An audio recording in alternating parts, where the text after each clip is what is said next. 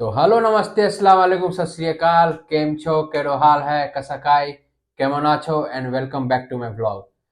तो गाइस कल रक्षाबंधन है, एक बहुत ही पावन पर्व जिसके लिए मेरे सभी सब्सक्राइबर, सभी दोस्तों, सभी मित्रों, सभी भाइयों, सभी बहनों को मेरे तरफ से happy Rakshabandhan to all of you.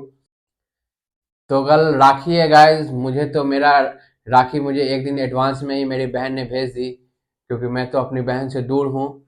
लेकिन फिर भी अब मेन ये मुद्दा आ गया कि मैं गिफ्ट क्या दूँ।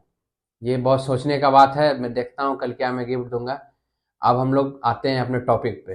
तो गाइस इस ब्लॉग में मैं आपके साथ शेयर करना चाहता हूँ कि डायलिसिस के टाइम, ड्यूरिंग डायलिसिस क्या क्या कॉम्प्लिकेशंस एक पेशेंट को आते हैं या आ सकते हैं। तो गाइज फर्स्ट ऑफ ऑल मैं आपके साथ शेयर करना चाहता हूँ कि आपको डायलिसिस के टाइम या जब आपका डायलिसिस चलता है तो आपको दो चीज़ मैंडेटरी है जो कि हमेशा आपको चेकअप में रखना चाहिए। एक है ब्लड लेवल, मतलब आपका होमोग्लोबिन कितना है। तो हमेशा हमारा होमोग्लोबिन 7 से ऊपर ही रहना चाहिए, क्योंकि 7 से नीचे जब हमारा होमोग्लोबिन आ जाता है गाइस तो उस टाइम हम लोग को बहुत सारा कॉम्प्लिकेशन झेलना पड़ता है ड्यूरिंग डायलिसिस। उस समय हमारा क्या होगा कि आपका शुगर फॉल कर जाएगा, आपको इतना ज़्यादा ब्रीदिंग प्रॉब्लम हो जाएगा कि बहुत ज़्यादा परेशानी होगा। वो एक बार मेरे साथ ये इंसिडेंट गाइस हो चुका है, वो मैं आपके साथ शेयर भी करना चाहता हूँ। एक्चुअली मेरा जब मेरा क्या हुआ था गाइस कि मैं यहाँ पे मैं तो कोलकाता में रहता हूँ, आपको पता ही है। जो मैं अब इंजेक्शन यहाँ से मुझे बहुत ही दूर से मंगवाना पड़ता था गाइस। तो बीच में क्या होने लगा था कि मेरे पापा मेरा इंजेक्शन मुझे मेरे बेगूसराय घर से भेजने लगे। तो जब ये आता था, जब हीमोग्लोबिन का इंजेक्शन मेरे पास, वो आते आते 5 दिन 7 दिन लग जाता था और वो कब कैसे आता था, धूप में आता था। जो मैं इंजेक्शन लेता था वो कोई असर ही नहीं करता था, मतलब कोई काम का ही नहीं रहता था। तो बेगूसराय से जब मेरा इंजेक्शन आता था तो 5 दिन 7 दिन लग जाता था इंजेक्शन को यहाँ पे आने में।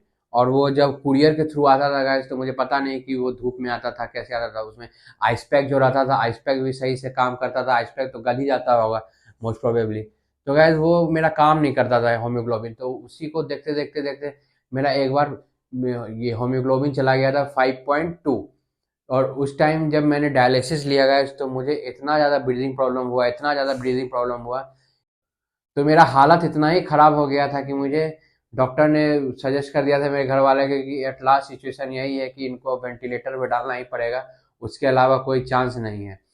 तो गाइस भगवान की कृपा, आपको तो मैंने पिछले व्लॉग में ही बताया कि कुछ भी मैं हल्का फुल्का खा लेता हूँ तो अभी तक कुछ ज़्यादा प्रॉब्लम नहीं झेलना पड़ा। तो इस टाइम भी भगवान की कृपा था कि मेरा वेंटिलेटर पे जाने का चांस नहीं आया और मैं उस टाइम धीरे धीरे धीरे धीरे धीरे फिर क्योर होने लगा। तो इसीलिए मैं बताता हूँ होम्योग्लोबिन आपका हमेशा चेकअप पे रहना चाहिए, हमेशा 7 से ऊपर रहना चाहिए, तभी आप जाके डायलिसिस लें। और दूसरा बात ये रहा गाइस कि आप कितना लिमिटेड पानी पी सकते हैं। पानी, मैंने पिछले ब्लॉग में एक मिस्टेक हो गया, मैं आपको बताया था कि 6 से 7 ml, सॉरी वो 6 से 7 ml नहीं, 600 ml से 700 ml तक पानी आप पी सकते हैं। तो उसमें 6 से 700 ml तक आप पानी पी सकते हैं गाइस। उस ज़्यादा पानी पी लेने से भी गाइस आपको बहुत सारा कॉम्प्लिकेशंस झेलना पड़ता है। जैसे आपका आइडियल जो आपका निकाल सकते हैं पानी अपने शरीर से ड्यूरिंग डायलिसिस, वो रहता है 3 लीटर से 3.5 लीटर। उससे ज़्यादा एक पेशेंट को कभी नहीं पानी निकलवाना चाहिए अपने शरीर से ड्यूरिंग डायलिसिस।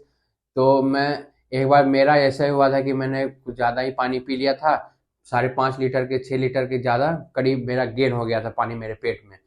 तो मैं उसको निकलवाने के टाइम मेरा क्या क्या कॉम्प्लिकेशन आया मैं आपको बताता हूँ। तो गाइस मेरा ये कॉम्प्लिकेशन आया कि मेरा उस टाइम डायरेक्ट शुगर फॉल कर गया, मतलब कि शुगर आपका 30 से 40 के अराउंड चला गया था, जिसमें मैं एकदम अनकॉन्शियस माइंड में जाने लगा था। पूरा मतलब कुछ पूरा स्वेटिंग होने लगा, एकदम कुछ समझ में नहीं आ रहा था कि क्या हो रहा है नहीं हो रहा है। तुरंत डॉक्टर आया, उसके बाद वो क्या क्या सलाइन चढ़ाया, उसके बाद धीरे धीरे धीरे धीरे जाके नॉर्मल हुआ गया। तो गाइस दूसरा कॉम्प्लिकेशन मेरा ये आया था कि मेरा बीपी अचानक से फॉल कर गया। जब मॉनिटर कर रहा था तो मेरा बीपी अराउंड आपका 180/90 था। तो लेकिन जब मेरा पानी 3 लीटर 3.5 लीटर 4 लीटर के करीब निकल गया तो उसके बाद अचानक से मेरा बीपी फॉल कर गया गाइस। मैं फॉल करके आ गया 110/60 50। और अचानक से उस टाइम भी मेरा एकदम पूरा स्वेटिंग हो गया गाइस, मतलब कि कुछ समझ में नहीं आ रहा था, मेरा पूरा शरीर एकदम शिवर कर रहा था। और ये भी दूसरा तीसरा कॉम्प्लिकेशन ये भी था कि आपको जब ज़्यादा कुछ ये सब प्रोसेस होने लगता है तो उसके बाद आपका बॉडी एकदम शिवरिंग करने लगेगा, मतलब कि उस टाइम इतना ठंड लगेगा, लगता है कि आपको 0 डिग्री में आपको कोई बैठा दिया है। मतलब 3-4 कंबल भी एक पेशेंट के ऊपर चला जाए फिर भी आप बहुत शिवर करोगे। उसके बाद क्या तो एक इंजेक्शन का नाम मुझे याद नहीं है, इंजेक्शन वो वहाँ पर टेक्नीशियन जो रहते हैं वो देते हैं, उसके बाद धीरे धीरे जाके नॉर्मल होता है। और आपको ड्यूरिंग डायलिसिस गैस आपको वोमिटिंग वोमिटिंग भी वो नॉर्मल टेंडेंसी है, भी आ सकता है, वो ज़्यादा आपको सोचने वाली कोई बात नहीं है। तो यही बेसिक है आपका कॉम्प्लिकेशंस ड्यूरिंग डायलिसिस की डायलिसिस ये डायलिसिस के टाइम ये सब कॉम्प्लिकेशंस एक पेशेंट के अंदर आ सकता है। तो आपको पहले से ही माइंड मेकअप रखना है कि ये सब सिचुएशन किसी भी डायलिसिस पेशेंट के साथ घट सकता है। तो गैस यही था। और आपको अगर आप डायबिटिक पेशेंट नहीं हैं तो मेरा सजेशन यही रहेगा कि जैसे आप डायलिसिस कराने जाते हैं उससे पहले आप कुछ मीठा रसगुल्ला या कुछ मीठा कुछ खा के ही जाएं, तो वो ज़्यादा बेटर रहेगा, शुगर फॉल नहीं होगा। मेन वही है। और बाकी बाकी जो कॉम्प्लिकेशन था मैं आपके साथ शेयर कर दिया हूँ। फिर हम लोग मिलते हैं नेक्स्ट ब्लॉग में, तब तक के लिए take care, bye bye, all the best.